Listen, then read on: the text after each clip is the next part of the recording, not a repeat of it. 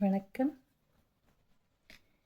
இன்று வாய்மையின் 2வது குறளை நாம் காணலாம். நேற்று நம்ம பார்த்தோம், வாய்மை என்றால் மற்றவர்களுக்கு துன்பம் இழைக்காத அல்லது கொடுக்காத சொற்களை நாம் கூறுதல்.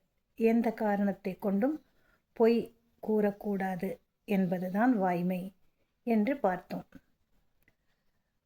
ஆனால் நான் ஏற்கனவே சொன்னேன், அப்படி நாம் நல்ல விஷயங்களை சொல்லும் பொழுது மற்றவர்களுக்கு கஷ்டமாக தான் இருக்கும். தப்பு செய்கிறவர்களுக்கு கஷ்டமாக இருக்கும். சரி, தப்பே செய்யாதவங்க ஏதோ ஒரு காரணத்தினால் வேறு ஏதோ ஒரு செயலை செய்து விடுகிறார்கள். அப்போ என்ன பண்ணுறது? அப்போ உண்மையை சொல்லி அவங்கள துன்புறுத்துவதா அல்லது பொய் கூறலாமா அப்படின்னு பார்க்கலாம். வள்ளுவர் என்ன சொல்கிறாருன்னாக்கா, பொய்மையும் வாய்மையிடத்த புரை தீர்ந்த நன்மை பயக்குமெனில், பொய்மையும் வாய்மையிடத்த புரை தீர்ந்த நன்மை பயக்கும் எனில், பொய்யே சொல்லக்கூடாது என்று கூறிய வள்ளுவனார் இங்கே என்ன சொல்கிறாரு? பொய்மையும் வாய்மை இடத்த. எப்படி ஒரு பொய் சொன்னால் அது உண்மைக்கு நிகரானதாக இருக்கும் அப்படின்னு பார்த்தா, அதுக்கு ஒரு சின்ன உதாரணம் சொல்கிறேன். ஒரு மாணவன், ஏழை மாணவன், அவன் படிக்கின்றான். ஏதாவது ஒரு கூலி வேலைக்கு போயிட்டு தான் அவன் பள்ளிக்கு வர முடியும். அதுபோல் வரும் பொழுது அவனுக்கு தேர்வு நாள், பரீட்சை வந்துருச்சு. வேலைகளை செய்து தான் படிக்க வேண்டிய ஒரு இடத்தில் இருக்கக்கூடிய குழந்தை அது. அவர் என்ன பண்ணுறாரு? வேலைக்கு போயிட்டு பள்ளிக்கு வரும் பொழுது தேர்வு தொடங்கி விட்டது. தேர்வு தொடங்கினா உள்ளே விடுவாங்களா? அரை மணி நேரத்திற்கு பிறகு என்ன பண்ண மாட்டாங்க, உள்ளே நம்மளை விட மாட்டார்கள். அது சட்டம். அந்த பையன் வரும்பொழுது அரை மணி நேரத்திற்கு சற்று தாமதமாகி விடுகிறது. 30 நிமிடங்களுக்கு மேலாகிவிடுது. வேர்க்க விறுவிறுக்க ஓடி வரோம் பள்ளிக்கூடத்துக்கு தேர்வினை எழுதுவதற்காக.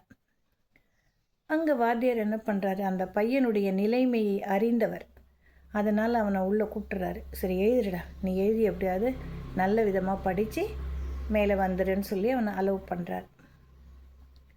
அவன் உள்ளே உட்காந்து தேர்வு எழுதுகிறான். இதை ஒரு கூர்க்கா பார்த்துக்கிட்டு இருக்கான். அவன் என்ன சொல்கிறான்? என்னடா அந்த பையன் லேட்டாக வந்து வாத்தியாரை அனுப்பிட்டாரே உள்ளாரன்னு பார்க்குறான்.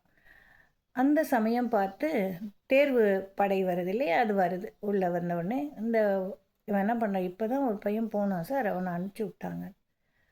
அங்கே போகும்பொழுது அவர்கள் அந்த தேர்வு அறையில் இருக்கக்கூடிய கண்காணிப்பாளர்கிட்ட கேட்குறாங்க, என்ன இந்த மாதிரி யாரோ ஒரு பையன் வந்தானே, நீ அலோவ் பண்ணிட்டியாமே அப்படின்னு.